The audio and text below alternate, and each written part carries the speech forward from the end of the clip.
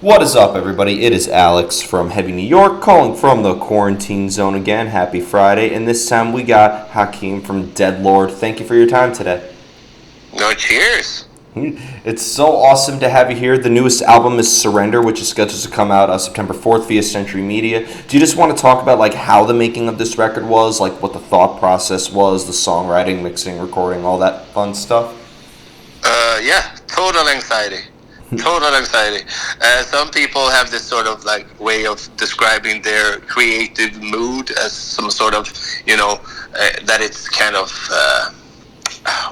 it's serene, and it gives them sort of they're zoning out into space, and it's like a nice, lovely experience. When it comes to me, I'm like one of those people who's pushing deadlines, and I'm just sitting there. It's just like, oh, okay. And all of a sudden, there's an album. So there was a lot of pain and craziness in the making of this. Now, I wouldn't say it's just my own laziness gets the better of me pretty much all the time. So, and I'm also, the more we've been playing with the band, the less I feel like writing songs is like when we started out, writing songs was an escape for me, and it was my sort of little thing that I had to just feel better. And now we've been touring so much, and the band is a company, and there are way too many emails being sent. So the least thing I want to do after say a 2-month tour is just pick up the guitar and write songs. I much rather drink a beer and do nothing, which is fine, I guess, but it isn't very productive. So we usually book a date, and that's the studio, and then it's on me to write the songs. And it's just chaos, but it works. But I'd imagine when you bring the new material out on the road and you're playing it live, it does feel quite liberating, right? And exciting to play some new material. That's the best feeling ever. That's why we do it. Some people like being in the studio. To me, it's all right, it's frustrating, and it's kind of, it's a thing, but it's not the most enjoyable thing. Especially this time around when we recorded it one instrument at a time. Other times we've been playing live in the studio, which is way more fun, because that's almost like playing live in front of people, only that you play in front of the actual technician. But this time it was lay down some guitars. Is it good? I don't know. No one is giving me any applause. I don't know if it's good. But yeah, get it once you have it. Even once you have the album, and a few people have listened to the songs and they actually like it. That's what it's about. Could the first singles that you release off of this album, Distance Over Time, Evil Always Wins, and Messing Up, could this serve as maybe a clear representation of what this whole album is going to sound like, or is this just scratching the surface? I think they're fairly representative of the album. We have a few more, I would say, call them heavier tunes that didn't make single status, but they're a bit more hard rock, heavy metal than this rock, these rock tunes that we've been putting out lately. The last single, Messing Up, is really not at all heavy. We have a few ones on there that is more angrier. Well, could this album maybe serve, does it have any relationship to your previous record, In Ignorance We Trust? Do you consider this just a continuation of that, or is this almost kind of like a new beginning for Dead Lord in a way? I always tend to write songs about things that are fairly depressing, things that bother me, things I see, the world, what's going on with politics or whatever. So in that sense, I would say that this album is a continuation of that. What we wanted for this album was for it to be a bit more snappy, a bit more, straight in your face kind of thing, which is a really boring thing to say, but that's what we wanted. So yeah, I don't know, maybe. Yeah. Well, you mentioned does this inspiration that drives you up a wall to create music? Does this inspire? Do you look for inspiration? Do you have to read about it? Is there research involved, or does inspiration sometimes just come out of nowhere? sometimes it comes out of nowhere, and sometimes it's like if I'm having a bad experience with something, if I made a fool out of myself or whatever, sometimes I just write a song about it to at least have that thing come out of that experience. At least it made a good song. Like you break up with your girl, it's like, well, made a good song. But yeah, I get frustrated, browsing the news and looking at what's going on, and that sort of helplessness that everyone feels, I'm sure. That sort of makes me enter that sort of mental state that is like, I'm so frustrated, let's write a song. Mm-hmm. And that's the thing that I found as as a kid when I listened to Metallica, whatever. That sort of being a bit pissed off at the world. It's a really, really good thing to have, to be able to have on tap. Yeah, it definitely does. And I'd imagine that the way that the world currently is at the moment, I'd imagine that there's a lot of inspiration for maybe even the next album as well, right? Yeah. There's you just wake up and just it's there. Yeah, it's not too hard to look for inspiration nowadays. Artists don't have any excuse to not be writing at the moment.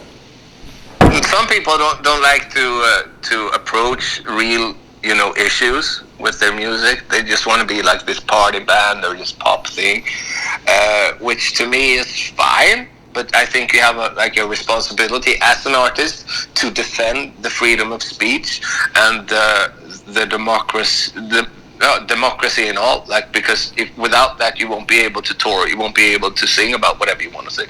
So write about whatever you want as an artist, but be aware of that it's a privilege. Yeah. Well, I've had a discussion, actually. I interviewed Refused earlier this year before the world ended, and they were telling me that everything is political. Even if it's something that's very personal, is about a relationship or a loss you've experienced, they'd be everything, the way that the world changes around you is going to influence you in a way or another, whether you sing about it or not. Yeah. And those guys, they're really sharp. I totally agree. Yeah. So being that, you look at the world around you as a source of inspiration, but I'd imagine there's a lot of personal experiences that you sing about as well, right? Yeah. Being drunk in New York, that's one. Being drunk in New York. That's Letter from Allen Street, second song on the album. Wow, I cannot wait. Were you just playing at Mercury Lounge or something like that? No, I actually went there with a friend, and he's more of the stoner dude who likes to just stay indoors and smoke weed. And I thought that I would have I'll go out, I'll be fine, I'll just have a blast. Ended up getting shit-faced and feeling as lonely as I never. A big city can make you feel very, very alone. So I just had a standard terrible night, making a fool out of myself, trying to be witty, and Americans not really getting my sort of Swedishness, I guess. And instead of crying about it, I'm rocking about it. That's a great quote. If instead of crying about it, I'm rocking about it. That is. Yeah. That might be one of my favorite quotes in an interview. Cheers. But it's funny because I think if there's any place in New York to act this way, it's in the Lower East Side. So I think you'll be good. No need to stress about it. Yeah, hopefully. Now, do you like to leave the music open to interpretation, or is maybe the goal of Dead Lord to almost engage the listener into the story? I mean, I like to write songs about the things that pisses me off, and doing it in my mind it's fairly obvious what I'm writing about. But on this album, instead of just preaching and writing from the perspective of someone who's just seeing it, I've been putting myself in the villain seat instead, which I would say is more fun for the listener, because instead of hearing someone going fuck them, fuck that, Rage Against the Machine style, which is fine, I love that band, it's more, I think a lot of you could have more people interpreting it as their own personal thing if you sing from the position of the villain or the bad guy, or the thing carries you. So yeah. When you replicate this material live and you bring it into a live setting, does it almost put you back into that emotional state of mind as when you first wrote it? Live shows are weird to me because if you have a good live show, it's like you walk up on stage and then you walk off stage and you're like, what happened? That's a good live show. It's really frustrating because bad live shows are, oh, this sucks. I want to get out of this place. Oh, no, they don't get it. This is just awkward. So I hardly remember what goes on, like in my mind when I'm singing. I just like see a bunch of people just yelling at my face and singing along. And if they do so, that's good. And those sort of, that feeling kind of makes time pass really, really fast. Yeah. And like obviously, these experiences that you write about obviously influence the lyrics, but can it also determine the music itself? Yeah. Authority, for instance, we try to have like a sort of authoritarian sort of, very heavy sort of guitar thing. And I sometimes try to compensate a very depressing lyric with a snappier rock, sort of up-tempo thing. And sometimes it's the opposite. But I think like the lyric and the music that's a whole that makes the vibe of the song, and they both help each other or aid in the final feeling of what's coming out of the speakers. So not to discredit the vocals or the lyrics by any stretch of the means, but like, do you think that if you released an instrumental version of this album, it would convey just as much of that narrative? You have to play a bit more mean guitar if you don't sing. But yeah, well, I don't know. I think it's hard to make people actually listen to just instrumental things because people have such a short attention span, and vocals and lyrics is a really great way of catching someone and like showing them what you're about.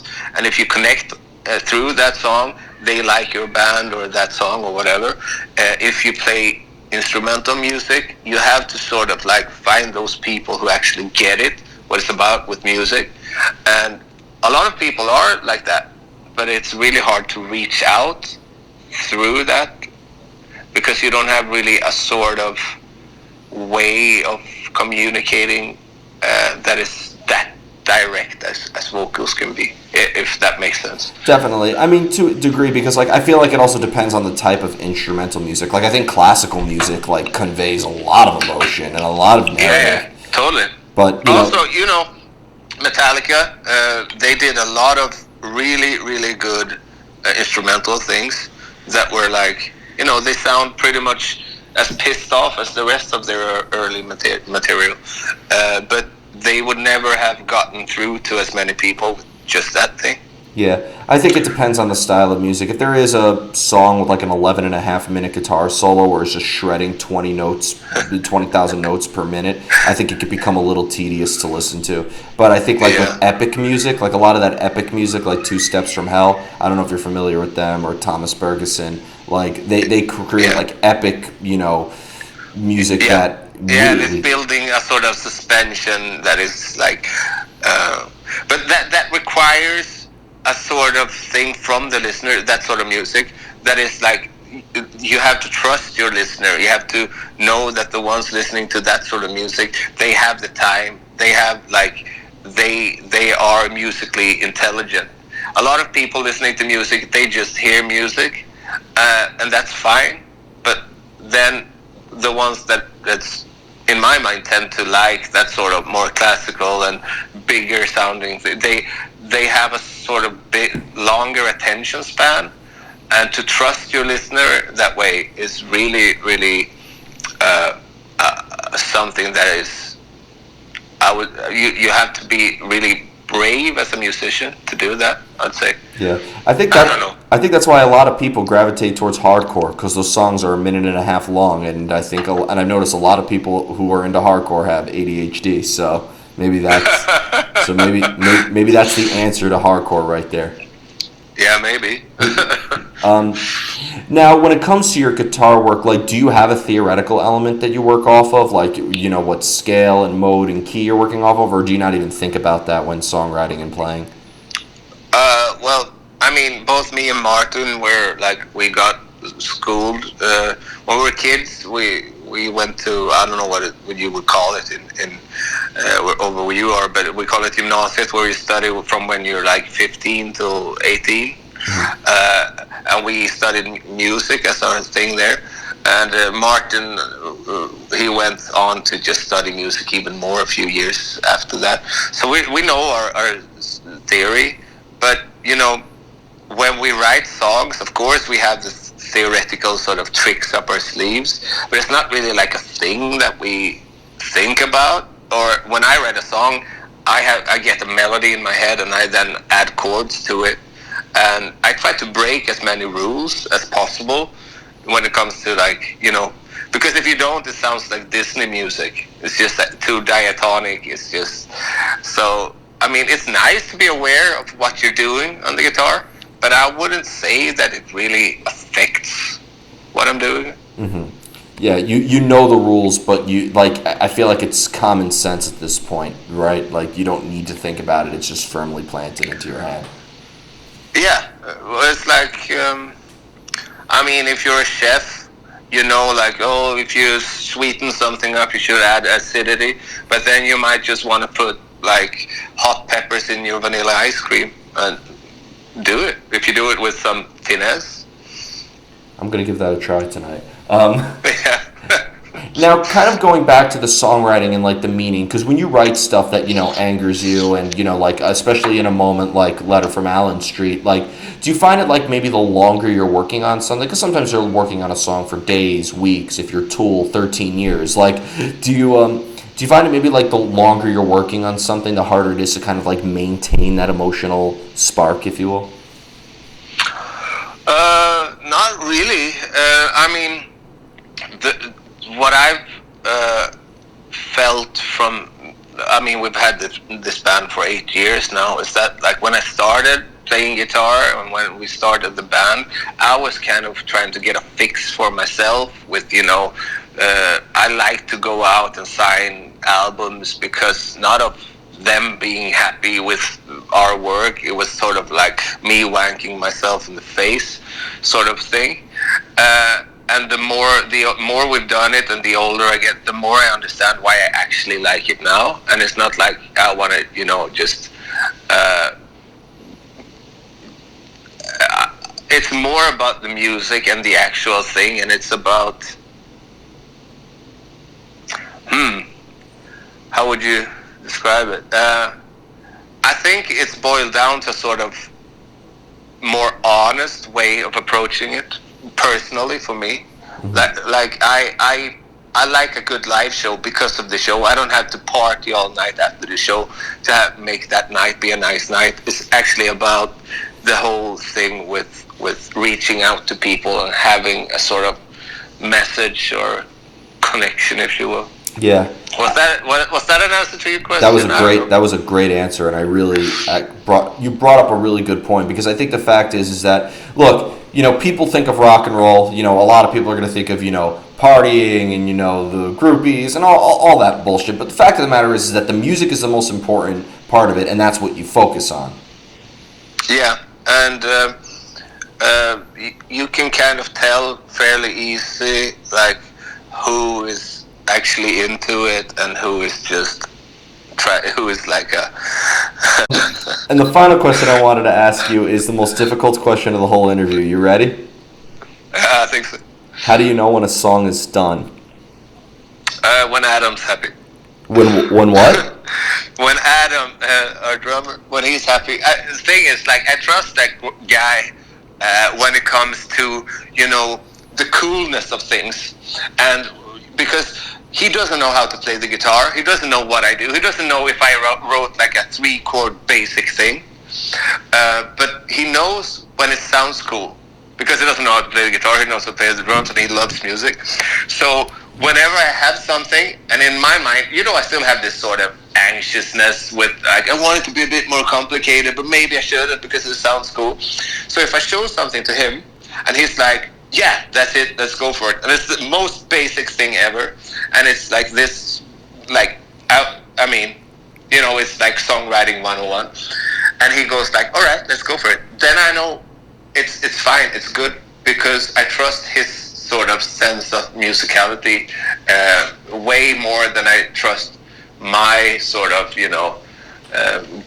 I want to be a guitar. Everyone who plays the guitar wants to be a guitar hero at some point, and it's not about that. It's about the songs, and it's good to have someone that you really trust that can sort of, tell you when it's good enough.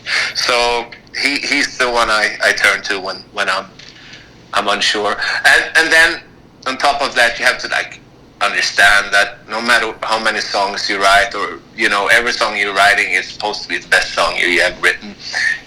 You will make more albums. You will try to top whatever you did. So just make a song instead of trying to do it perfect. Mm-hmm. I think that was a really great way of answering it, and it's really cool that you have trust in your bandmates and your team to really make your dreams a reality. Yeah, he started to learn how to play the guitar now, though, so I don't know if I'll be able to maintain that thing. Might need to find a new sort of way you'll be looking for a new drummer. Oh, yeah, exactly. Like a drum machine just says no, maybe, yes. You just reminded me of my favorite story. My dad owns a music store, and when we did a grand reopening one time, we did a raffle, and we auctioned off a high-end PRS guitar. And you know who wins the guitar? The drummer of the band that we hired to play at the raffle. Yeah. Oh, man, people were pissed. Yeah. Did he keep it? I actually don't know. To this day, that is a mystery in my life. I was like 10 years old when that happened, and now I'm 26. And 16 years later, it's still a big mystery of my life that I need to resolve. Let's just hope he did. or he's just the Dave Grohl from my hometown.